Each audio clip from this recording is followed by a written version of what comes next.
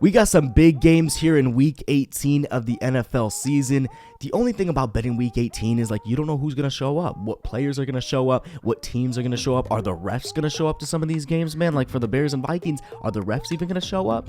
And for the Bears, it's like, I'm not even showing up to that game. I'm writing a letter to the Minnesota Vikings saying, y'all take this. Like, we've been through enough. We're 3-13. Like, we don't want to step out onto that crappy grass of Soldier Field and play a game in the disgusting January cold. But then you got games like the Tennessee Titans and the Jacksonville Jaguars. Like, you got big games for the AFC South, and that's where we are going to start. We got 2 games here on Saturday, and then we got games on Sunday. So let's start off in Jacksonville, and I'm going with Derrick Henry over 92.5 rushing yards. This is at -130. This is going to continue to fluctuate throughout the day. Derrick Henry is the last good player on the Tennessee Titans. Like, it's just true. Before Ryan Tannehill got hurt, Derrick Henry was still the focal point. Now he most definitely is the focal point. They do not want Josh Dobbs throwing. I think we all can agree on that. The offense is going to run through Derrick Henry. He's had 3 straight games of 100+ rushing yards.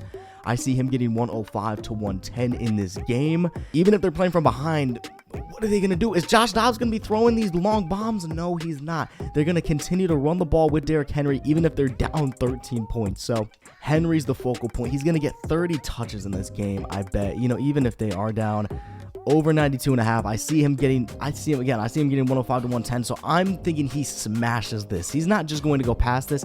He is going to smash this in a big game for the AFC South in Jacksonville. So give me Derrick Henry over 92.5 rushing yards.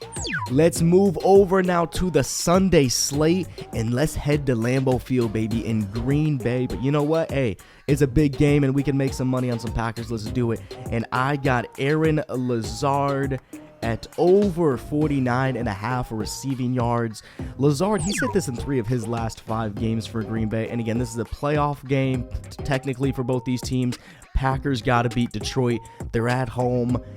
The Detroit Lions give up the second most receiving yards to wide receivers this season. He had 87 against against Detroit earlier this year. With all that, 50 yards in this game. I see this happening. I know Christian Watson's going to get a lot of looks as well, but Allen Lazard still has a good relationship with Aaron Rodgers. I think 50 yards is way too low for a guy. I had 87, and he set this in 3 of his last 5, and with the type of matchup that this is. It's for the playoffs for Green Bay. It's a bad secondary for Detroit. Jeff Okudah and company, they've never been able to mesh this year in that secondary. So with all that, -115, he only needs to get 50. Give me Allen Lazard over 49.5 receiving yards. Let's move over to our last pick, and I got Jorge Kittle at an anytime touchdown. This is at +100. The Cardinals give up the top 5 most receiving touchdowns to tight ends this year. George Kittle has had 5 TDs in the last 3 games. He's created a very good relationship with quarterback Brock Purdy. So I think in this game, facing up against Arizona, he has been on a tear lately. He's had 2 games in the last 3 of 2 touchdowns or more. So he's really getting targeted. He's been the man. He honestly, starting the season off slow, really once Brock Purdy got in there, that's when George Kittle started to just take off. The only thing is I just hope that this game doesn't get so out of hand early that George Kittle doesn't play much in the second half. So with that, I hope Arizona can keep this thing somewhat close. Because if you look at all these touchdown scores in this game. 49er, 49. Like, there's no Cardinal. Where's the next Cardinal at? Oh, God. Dude, there's, like, no Cardinal in here. Oh, this is going to be a disgusting game.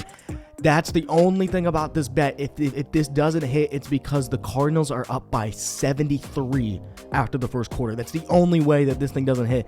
And somehow, out of those 73 points, George Kittle doesn't get one of those touchdowns. That's the thing. So even if they are up big, I have a feeling George Kittle will be a part of that big, huge spur of points that they are going to get. So give me George Kittle at an anytime touchdown at +100.